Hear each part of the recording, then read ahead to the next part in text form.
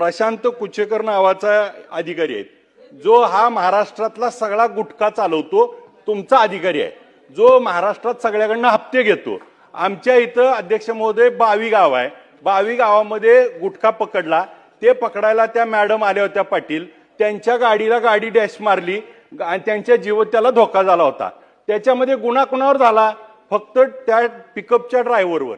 आणि मग आशु गुप्ता नावाचा जो महाराष्ट्र चालवतो हेड आहे. आता आम्ही सभागृहात नावं सांगतोय, ही नावं यांना माहित आहेत, कोण कुठला एजंट आहे, कोण कुठं पैसे घेतो, किती घेतो, सगळं माहिती आहे डिपार्टमेंटला. परंतु ती जाणीवपूर्वक का कारवाई केली जात नाही? अध्यक्ष महोदय, स्पेसिफिकच विचारतोय मी.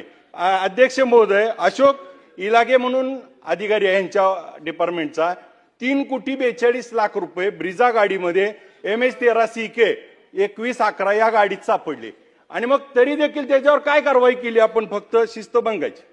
मग आज 3,42,00,000 रुपये रोड हँड कॅश सापडली आणि त्याच्यावर आपण कारवाई काय करतोय? तर शिस्तभंगाची. मग नेमकं चाललंय काय? मग तुकाराम मुंडे साहेब आल्यावर मी त्यांना जाऊन स्पेसिफिक ही नावं दिली, माहिती दिली, कारवाई का झाली नाही?